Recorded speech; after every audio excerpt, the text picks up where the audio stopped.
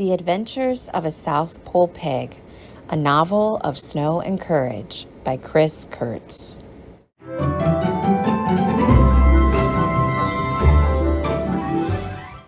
Chapter 31. Hi, I'm Holly Shively, and I'm going to be reading The Adventures of the South Pole Pig, Chapter 31. They're gone!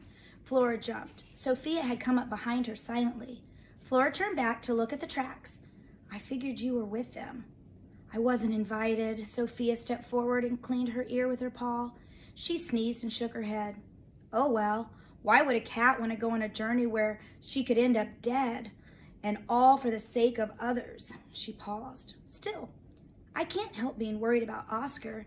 He acts like he's better, but I think he's still sick. He is still sick, and I'm going after them. Flora's own words surprised her. She hadn't known she was going to say them, but she knew they were exactly right. No, you're not. You'll never make it out there. You weren't made for South Pole adventures. Flora gave her an icy look. I think I know by now what I was made for. If you stay here, we'll have a good chance of getting rescued, said Sophia.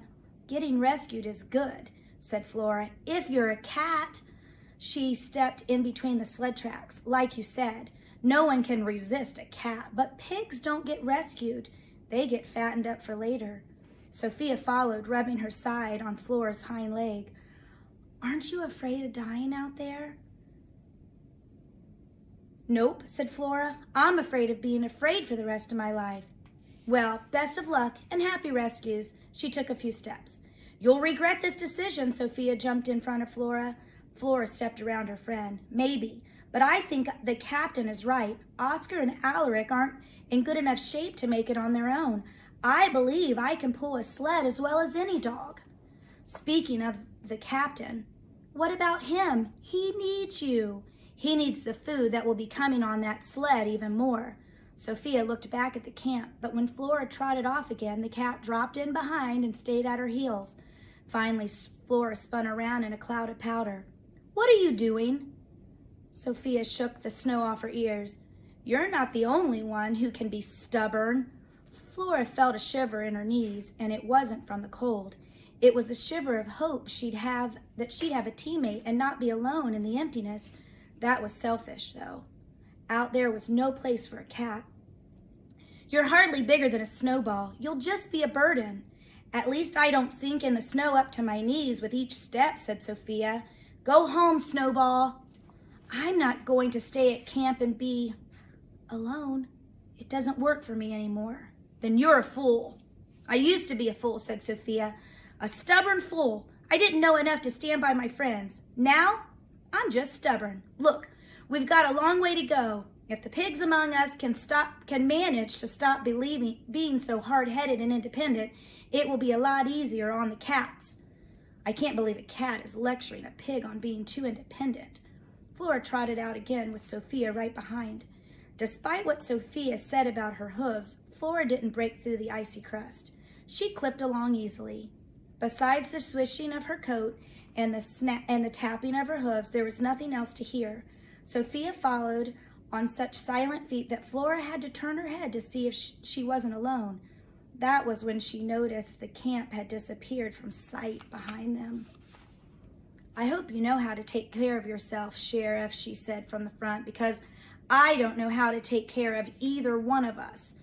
The two animals kept up their easy trot at first, but by late afternoon the sled tracks led into an icy field that looked as if someone had chopped into it with a giant axe. Great big chunks of ice were standing on end. The sled tracks weaved in and out and over these frozen boulders. Flora stopped, and Sophia came up alongside. The wind had picked up, blowing ice pellets sideways in little white waves. I wonder if we should press on or stop here for the night. Flora pretended to think about these words, but she was watching Sophia out of the corner of her eye. She hoped Sophia, with her practical nature, might have an idea, but Sophia was watching Flora. Finally, Flora couldn't help herself. Did Oscar teach you any tricks about staying alive out here? If he did, I wasn't paying attention. I think I missed that lesson myself. Sophia looked back the way they'd come. It was starting to get too dark to travel. Flora walked forward a few steps and found herself out of the wind behind a large ice boulder. She began to hollow out a spot to spend the night. Her hooves were not as good as Oscar's paws for digging snow, but she managed to make it a shallow nest. Sophia made her own nearby, but ended up between Flora's front feet. It was a cold sleep that night, interrupted often by howling wind. No dreams came. Flora breathed in Sophia's smell and wondered how Oscar was doing pulling the sled. "Hang on," she wished she could tell him. "We're coming." That's it. The Adventures of a South Pole Pig, a novel of snow and courage by Chris Kurtz.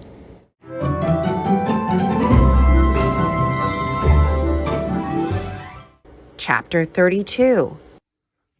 Hi, it's Mrs. Pagnano. I'm a first grade teacher at Beverly Gardens, and I'm excited to share my favorite reading spot with you today. I am going to be reading chapter 32 out of your book, The Adventures of a South Pole Pig. And I don't know about you, but after the last chapter, I can't wait to see what our characters are going to encounter next. Okay, you can follow along or just sit back and enjoy. "We've lost our trail," Sophia called out the next morning. "Last night's wind must have blown it away, but we can still turn back." She had climbed a tall ice pillar and was looking at the tracks leading back to camp, which were deeper and somewhat visible. Flora tried not to show the panic in her heart as she stretched and sniffed around for a clue. Surely they weren't defeated after just one day. "Turn back then. I want to find that crazy sick dog and the boy who won't listen to his captain." "If I turn around, you'd better stick with me, Pig. You couldn't find an iceberg if you were standing on it." "I could if I had a friend who told me to look down." She looked up at Sophia and noticed something. The block of ice Sophia was standing on had been scraped. There was a line at about the height of Flora's head, as well as another mark at the same height a little further away. "Tracks!" she called up. "You're looking in the wrong place. Tracks are on the ground." Alaric's not the most experienced driver. "I think the sides of the sled might have bumped into the chunks of ice here and there. See if you can spot any more scrapes." Sophia gazed in the direction Flora was looking and then hopped down. "You're right for once. From up there I can tell which direction they were heading." Flora grinned. "Then let's keep moving, Cat. I found the iceberg. Now you find our friends." Sophia stepped into the lead, occasionally leaping to the top of an ice mound to check her course. 2 hours later, they found the spot where Oscar and Alaric had spent the night. Alaric had made a small fire, and a few bits of charcoal could be seen in the snow. They were almost through the field of giant broken ice by now. Sophia climbed to the top of one last pillar. "Flat country ahead," she shouted, "and clear tracks again. Pick up the pace, Slowpoke." Flora was so happy to hear the good news, she didn't bother to respond to the insult. She started clipping along a little faster, and soon she could see the flat plain herself. Apparently the wind and sleet hadn't blown through there during the night. However, they were up on a ridge, and to get to the plain below, she and Sophia would have to find a way down a long slope of sheer ice. There was no snow on it at all. Anything on the ice simply slid to the bottom. Flora could see the scrapes where Alaric must have tried to drag his boots to slow the sled down.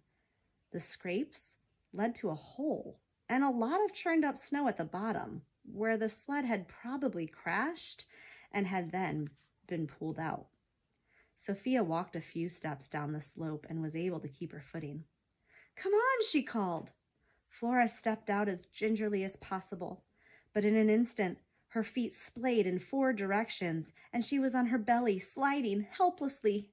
No amount of scrabbling could stop her.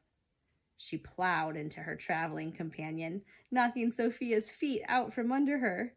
Sophia yelped and tried to stop herself with her claws, but Flora's weight carried the 2 of them down like polished stones.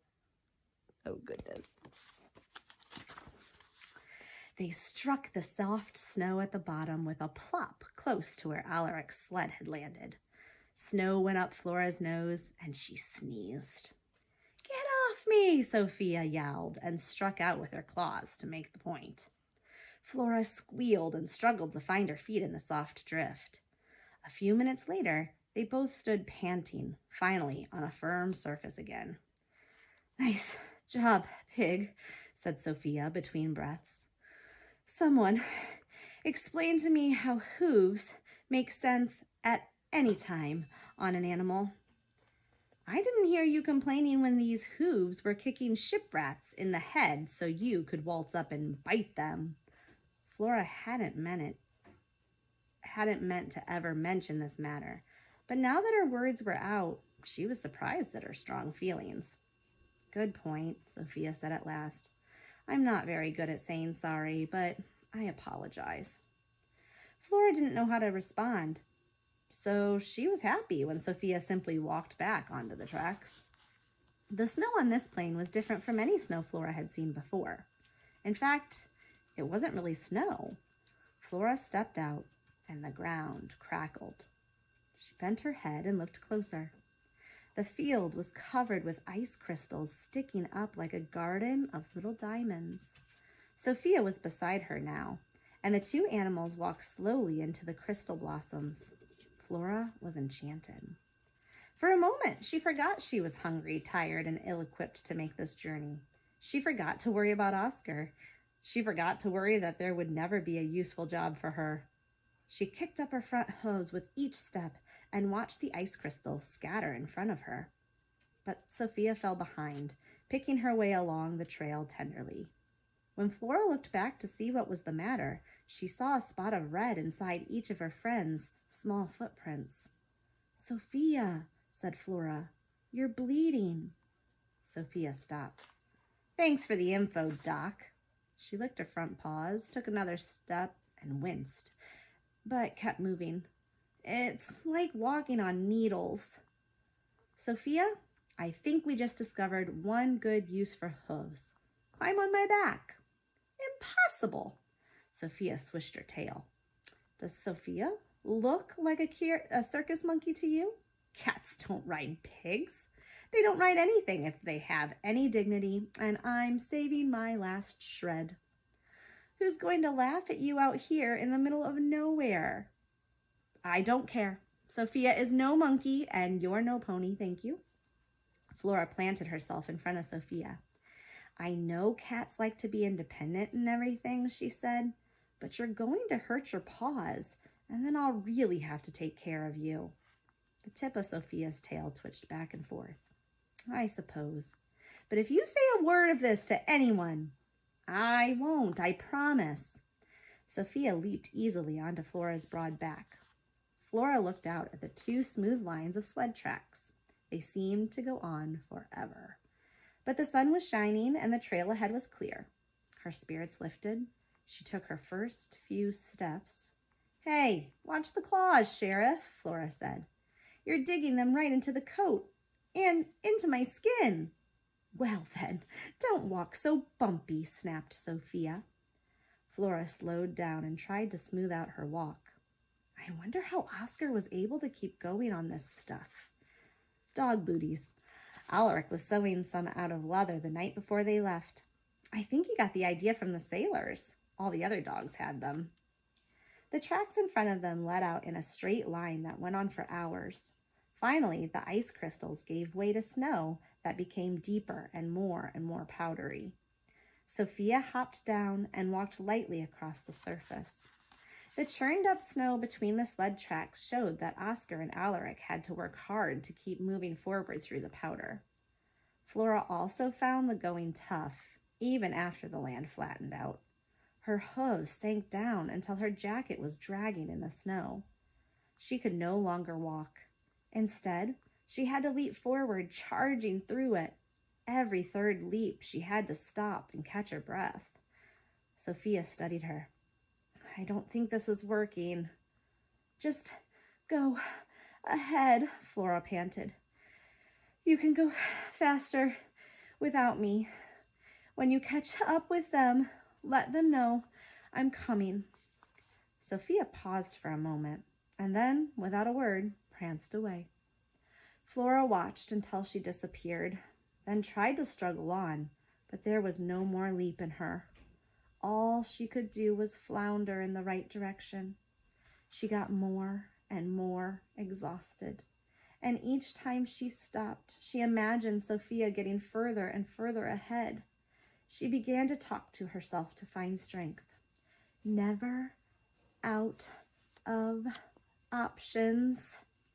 With each stroke of her legs, Flora repeated the words Luna had taught her so long ago. Then she added a phrase. "Cats may have 9 lives, but pigs don't give up." She worked like this until the light began to fade. Finally, Flora had to get some rest. A cave was easy to make here. All she had to do was flop down and wiggle her body about. As she rested her head, she felt the soft feathers of fresh snowflakes land on her snout. Flora thought for a moment that a snowfall might be bad news, but she was too tired to be concerned. Thanks for joining me to read. Tune in to the next chapter to find out what's going to happen. The Adventures of a South Pole Pig, a novel of snow and courage by Chris Kurtz.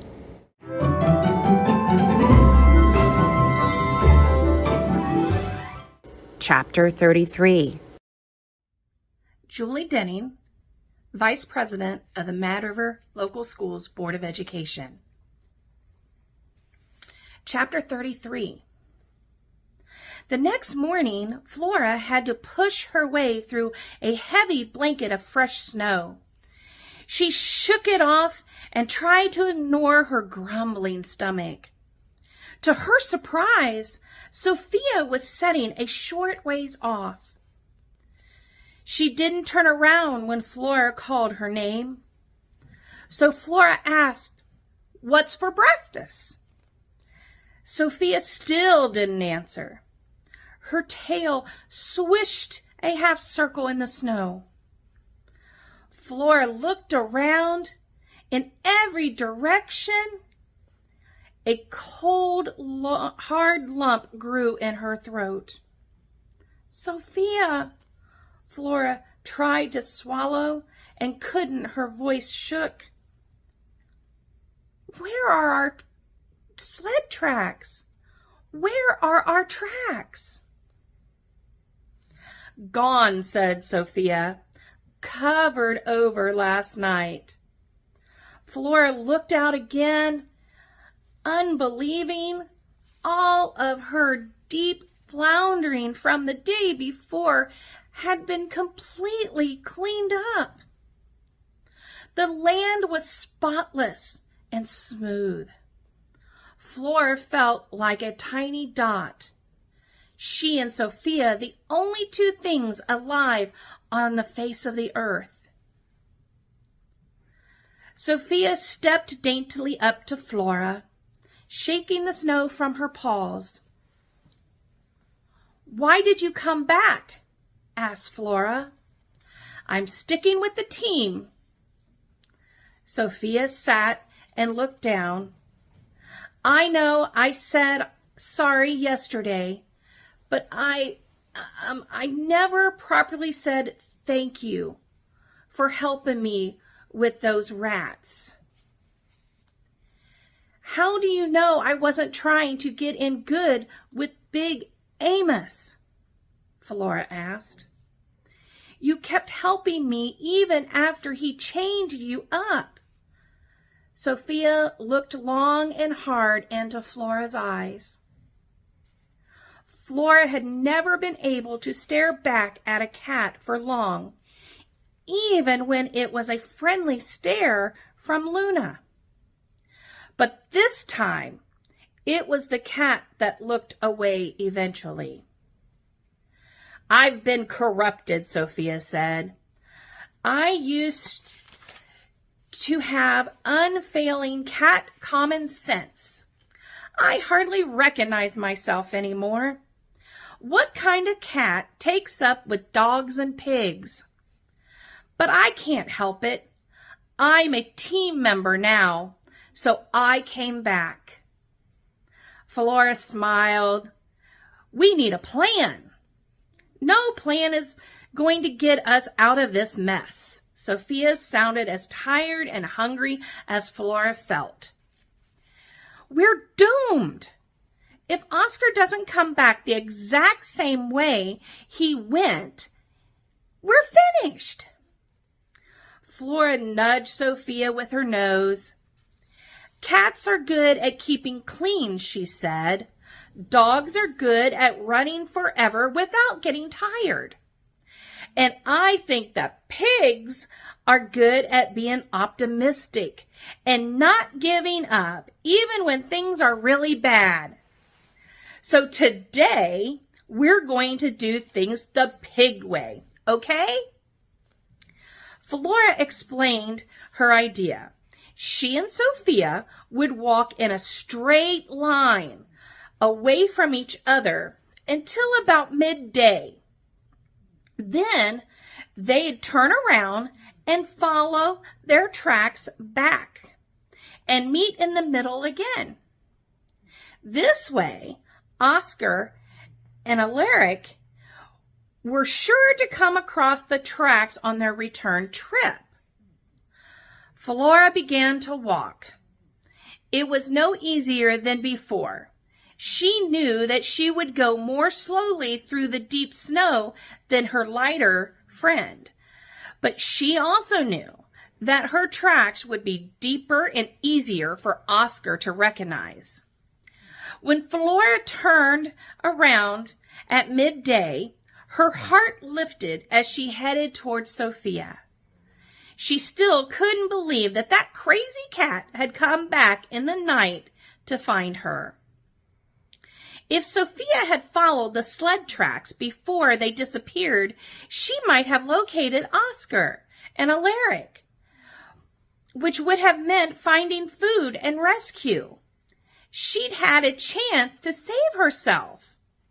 It wasn't in her nature to make a decision for the sake of a friend.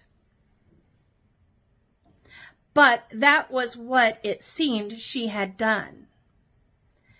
At the end of the day, Flora and Sophia met in the middle again. When Flora saw how tired Sophia was, instead of throwing her tired body down as she wanted to, Flora slowly dug out a fresh snow cave. She and Sophia collapsed together without a word. For that, Flora was thankful. She didn't want to have to hide her disappointment. She had silently hoped that Alaric and Oscar would have shown up by now. Flora closed her eyes and had one happy thought. So far, there didn't appear to be any wind or snowfall tonight to undo their hard work. The Adventures of a South Pole Pig, a novel of snow and courage by Chris Kurtz.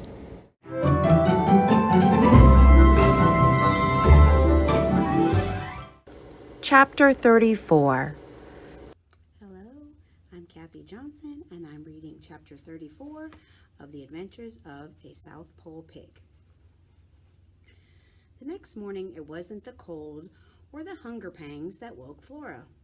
It wasn't a soft meow or the delicious smell of food in her dreams. It was a big, sloppy lick from a big, sloppy tongue. "Oscar!" Flora squealed and jumped up in a spray of powder. Sophia yowled in surprise at being woken this way, but she soon joined Flora in dancing around their friend. Alaric stood smiling a short way off. He was still hooked to the sled, while Oscar's line lay in the snow.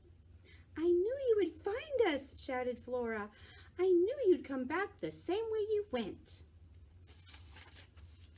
Oscar's wagging tail flew up. "What are you two doing out here?" Looking for you, Sophia ran with her tail high to Alaric and climbed his legs until she was in his arms. Alaric laughed. We were afraid you wouldn't be strong enough to make it. Flora bumped Oscar's chin with her nose and got another lick in return. You don't even know how tough an old dog can be, said Oscar, but Flora thought he looked run down, exhausted even. We wanted to help you get the food, but we lost your tracks, said Flora. Well, it's a good thing you left some tracks yourself, but otherwise we would have passed you right by. We started back only today, and the sled is a lot heavier. Flora held her breath for a moment. You found the food? She looked over at the sled and her mouth began watering. Alaric had unwrapped the load and was giving Sophia something. Then he waded through the deep snow to deliver 2 frozen fish to Flora. Those 2 fish were the sweetest things she could ever remember tasting. Alaric stayed close while she ate, and when she was done, bent down and hugged her. You are one crazy pig, you know that? You disappear and then show up in the wildest times. What are you doing out here? Alaric walked back to the sled, tossed Flora 2 more fish, and then whistled. Oscar trudged his way to his pull line. Alaric hooked him to his harness and they started out, the boy and the dog side by side and the sled behind with Sophia on top. They could only creep. Flora watched for another moment and then plowed through the snow until she was out front of Oscar. The food had revived her and she was determined to be helpful. She was going to make a path for him. She knew getting through the deep powder would be even harder for Oscar with the heavy load. Every step she took packed the snow down and made it easier for her friend, knowing this would make the work easier for her too. But being homemade, the sled didn't slide as smoothly as it should have. Sometimes Alaric stashed his pull line on the food box and dropped behind to push. When they finally passed the stretch of deep drifts and were back on more solid snow, the company stopped for a breather. Flora made her way to where Sophia had hopped down and was watching over Oscar. He hadn't bothered to wait for Alaric to take off the rope before collapsing. Flora was alarmed to hear the rattling in his throat again. Oscar, you don't sound so good, she said. He didn't answer. He was too busy trying to catch his breath. Alaric knelt by the dog's side. Here you go, boy. Let's get that line off you.